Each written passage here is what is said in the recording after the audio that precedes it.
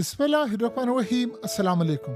इस वक्त जंगों का सीजन है और आपको पता है जंगें सर पर खड़ी हैं।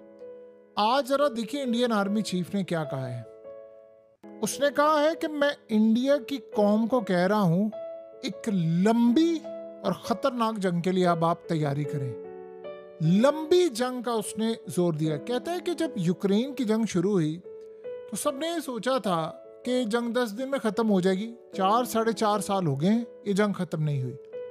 उसे कहा इसी तरह आप अगर देखें ऑपरेशन सिंदूर का जो मामला था, सबने सोचा 4 दिन में खत्म हो जाएगी, लेकिन वो जंग लंबी चलनी थी।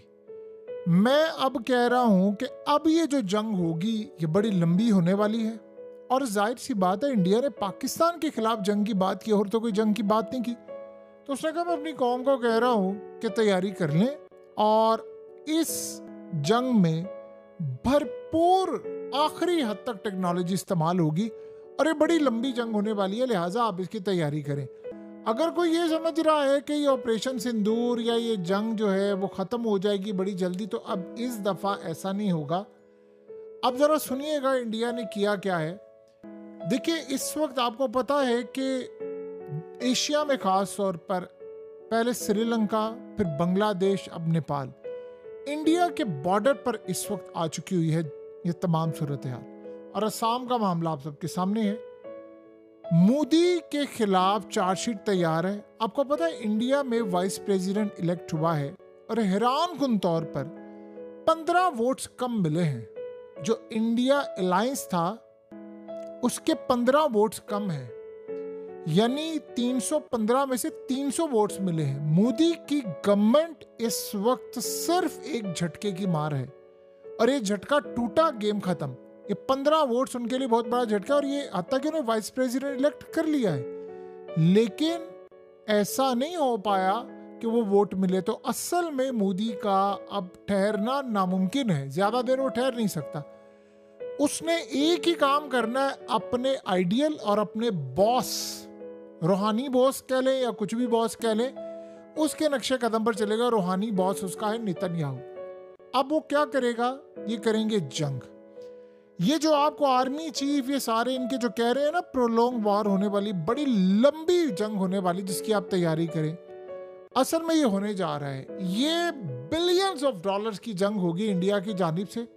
और इंडिया ने इसलिए इस दफा काम क्या किया है, उन्होंने देखिए स्टार्ट में जब वॉर होगी तो जाहिर सी बात है ब्राह्मोस, तैयारे, जेट्स, लेकिन अगर आप मॉडल ज़हन में रखेंगे यूक्रेन वाला, तो इंडिया ये समझ रहा है कि हम पाकिस्तान की इकॉनमी पहले ही तबाह है, ये अफोर्ड नहीं कर सकते ज़्यादा लंबी वॉर। ये बहुत सारे मामलात इस तरह के हैं इनके कि इनके मुल्क में सैलाब आया है, इनके बिजनेस तबाह हो रहे हैं, कारोबार नहीं है, तो ये ज़्यादा देर जंग अफोर्ड नहीं कर सकते, ये हार जाएंगे।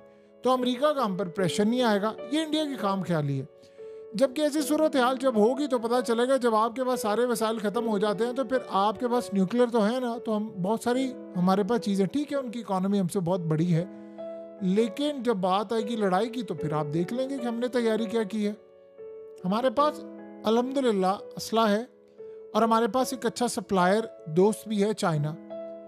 इंडिया क्या कर रहा है अब ये ज़रा आप समझिए। देखिए, इन्होंने अम्यूनेशन, मिसाइल, ब्राह्मोस, इन्होंने फ्यूल, एयर डिफेंस से लेकर तमाम इनकी जो प्रोडक्ट्स हैं वो सब कुछ इन्होंने जमा किए हैं। इनकी जो सप्लाई लाइन है, आर्टिलरी शेल्स, ड्रोन्स, छोटे ड्रोन्स और एयर डिफेंस सिस्टम, इन्होंने सब कुछ उसको जमा किया। और आपको पता है कि इंडिया ने पिछले काफ़ी सालों में इतना असला जमा किया, इतना असला जमा किया कि पहले इंडिया सोचता था कि हम 60 दिन की जंग लड़ सकते हैं। अब वो ये सोच रहे हैं कि हमारे पास इतना असला है, हमें इतनी सप्लाई मिलेगी, इसराइल के साथ मिलकर हमने ड्रोन्स और ये सब कुछ है, वो ये समझ रहे हैं कि हम जंग को जितना तवील लेकर जाएंगे, ये जंग उतनी ज़्यादा हमारे लिए फ़ायदेमंद होगी। ये इंडिया ऐसा कि सोच रहा है। तो उन्होंने किया क्या है कि उन्होंने तमाम तरीके, जो अभी आपको सुकून नज़र आ रहा है, अभी तो आप सोचे ना कि ट्रम्प का मामला है, तो फिर ये क्यों?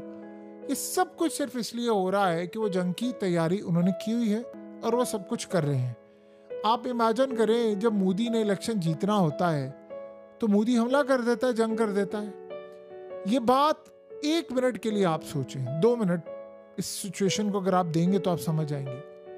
इसराइल दुनिया की वाहिद मुस्लिम एटमी ताकत पाकिस्तान उसको स्पेयर करेगा? जब इसराइल कतर पर हमला कर रहा है, जब यमन पर अटैक कर रहा है, जब ईरान पर कर रहा है, लिबनान पर कर रहा है, इराक, शाम, लिबिया, हर जगह उसने, और अब तुर्की पर उसने कहा मैंने करना है, तो आप बताइए वो पाकिस्तान को छोड़ देगा? खुद नहीं आएगा, वो इंडिया को आगे रखेगा, उसके ड्रोन्स चीजें सब इस्तेमाल होंगी। अब आप एक मिनट के लिए सोचें, मोदी के दिन पूरे हो चुके हैं, अमेरिकी एस्टैब्लिशमेंट उससे नाराज है, ब्रिटिश एस्टैब्लिशमेंट नाराज है, यूरोप के एस्टैब्लिशमेंट नाराज है, अमेरिका ने इस वक्त पाबंदियां लगा रहा है उस पर, मुस्तकबिल में और लगने वाले, उसने कहा है कि सेकंड फेज की पाबंदियां आ रही है, यूरोप लगाने वाला है, मोदी रेड लाइन क्रॉस कर रहा है। तो आप बताइए कि इस सूरत हाल में मोदी चला जाएगा तो कौन आएगा? ऑफ कोर्स राहुल गांधी आएगा। अब बीजेपी तो इलेक्शन ही जीतने वाली है अगर दोबारा इलेक्शन होता है। राहुल गांधी का क्या माइंडसेट है जंग वाला, सवाल ही पैदा नहीं होता। राहुल गांधी ने तो आना है, अपने पैर जमाने हैं, सेटल होना है, फिर जाकर उसने कोई इकदाम करना है। वो सेकुलर आदमी है, वो मजहबी नहीं है, तो वो तो जंग नहीं करेगा। तो वो प्राइम मिनिस्टर है इंडिया का अगला, जो सूरत हाल नजर आ रही है। तो इस सारी सिचुएशन से बचने के लिए मोदी क्या करेगा? और इसराइल को क्या पता है? उसको पता है मोदी चला गया तो जंग नहीं हो पाएगी, दोबारा कभी नहीं हो पाएगी। जिस तरह इसराइल ये समझता है कि अभी टाइम है मुसलमान सारे मिडिल ईस्ट का नक्शा बदलने का, और अब नहीं हो पाया तो कभी नहीं हो पाएगा, इसीलिए आप देखिए वो एक्सट्रीम हद तक जा रहा है और वो सबको मारता जा रहा है। तो मोदी के टेन्योर खत्म होने से पहले पहले उसने बड़ी जंग करनी है, और ये जंग अब सर पर खड़ी है। अब ये आर्मी चीफ के गुफ्तगू को आप इस कॉन्टेक्स्ट में देखें। इवन कि आप अंदाजा करें, इसराइल को इस बात की कतई कोई परवाह नहीं है कि इंडिया की बड़ी तबाही हो जाए। वो कहता है कि पाकिस्तान को आप तबाह करें, इंडिया की बेशक तबाही होती है नहीं, और वो जानता पाकिस्तान ने राफेल तैयारी जो गिराए थे, पाकिस्तान क्या कर सकता है। इस दफा जो जंग है, आप उसका जो मॉडल अपने ज़हन में रखें, स्टार्ट इस तरह से होने वाली है कि इसराइल ने चाहना है कि हर सूरत मोदी से वो जंग करे। देखिए अमेरिका इसको हटाना चाहता है, इसराइल बचाना चाहता है। बचाना इसलिए नहीं कि उसको मोदी से हमदर्दी है, वो ये मोदी को कहेगा रास्ता एक ही है तुम्हारे पास, जो मैंने काम किया, मैंने गजा, लिबनान, मैं तुर्की की तरफ अब जा रहा हूँ, मैंने कतर का मामला छेड़ा, ईरान का छेड़ा, और इसके बाद यमन की जंग छिड़ी हुई है। तो इसीलिए मेरे खिलाफ ना अदालत में केस चल रहे हैं, ना कुछ हो रहा है, ना मुझे हटाया जा रहा है, क्योंकि दौरान जंग तो कुछ भी नहीं हो सकता। इतने एहतजाज हुए मेरे खिलाफ, कुछ भी नहीं हुआ। तुम्हें भी यही काम करना है। तो अगर तुम्हें अपने खिलाफ इम्पीचमेंट रोकनी है तो बड़ी जंग छेड़नी पड़ेगी, क्योंकि पाकिस्तान की और इंडिया की जंग आपको पता है न्यूक्लियर की तरफ जा सकती है। सो लिहाजा ये इतनी जल्दी न्यूक्लियर की तरफ जाएगी नहीं, ये बड़ी प्रोलॉन्ग वॉर होने वाली है, ये आप ज़हन में रखिएगा। इंडिया का प्लान ये है कि ड्रोन्स मारे, हम चीज़ें मारें, तबाह करें, और एक प्रोलॉन्ग वॉर करें, लंबी जंग जिसमें छोटे छोटे ड्रोन्स कंटिन्यूसली हमला करते रहे, और अटैक लंबे अरसे तक जारी रहे, जो साथ साथ हम मिसाइल मारते रहे, साथ साथ सिस्टम भी चलता रहे, जंग बंदी की बातें भी होती रहे। इस तरह का एक सिलसिला हम लंबा जारी रखें। और ड्रोन्स उनके पास बहुत सारे हैं, जरूरत हुई तो कभी 400 ड्रोन्स मार लिए, कभी कुछ कर लिया। वो ये चाह रहे हैं कि इस जंग में असला कंज्यूम किया जाए। अब ये उनका प्लान है, और उन्होंने असला बहुत ज़्यादा जमा किया हुआ है। जब उनको लगेगा कि हालात बहुत ज़्यादा ख़राब है, तो वो कोई हो सकता है बड़े हमले कर दें और फौज उतारने, ऑपरेशन, यानी वो भरपूर जंग के लिए तैयार है। ये आप ज़हन में रखिएगा। एशिया कप हो रहा है और इंडिया के अंदर किसी को इंटरेस्ट नहीं है, ये पहली दफ़ा ऐसा हुआ है। और पहले 3 घंटे में टिकटें बिकती थी, इस दफ़ा वो भी लंबा टाइम चल रहा है। तो इंडिया इस वक्त भरपूर तैयारी कर रहा है। ये आर्मी चीफ का उनका जो बयान है, वो अपनी कौम को बार बार तैयार कर रहे हैं। पाकिस्तान में ऐसा नहीं हो रहा, क्योंकि हमने अटैक नहीं करना, हमने रिटेलिएट करना है। हम तो कह रहे हैं हम जंग नहीं करें, इंडिया तैयार है। ये आप ज़हन में रखिएगा, इंडिया भरपूर लड़ाई के लिए तैयार है। और ये मॉडल आप ज़हन में रख लें कि इसराइल ब्लैकमेल करता है बड़े तरीक़ों से। आपको पता है कि इसराइल ट्रंप को किन किन तरीक़ों से ब्लैकमेल करता है। कभी उसका कहा कि जेफरी एप्स्टीन की लिस्ट में तुम्हारा नाम, ये कर वो कर।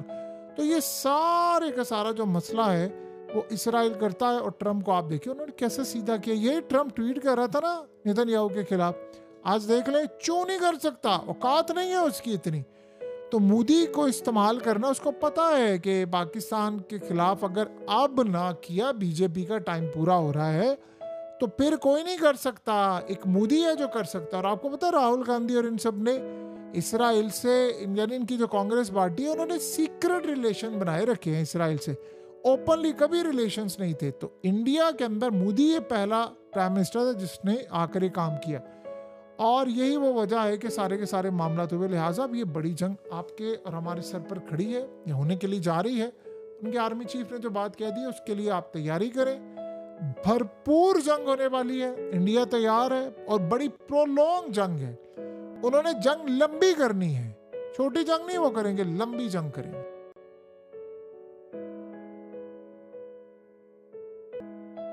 हकीकत टीवी को सब्सक्राइब करना मत भूलें, वीडियो को लाइक करें, शेयर करें और कमेंट सेक्शन में अपनी राय का इजहार जरूर करें।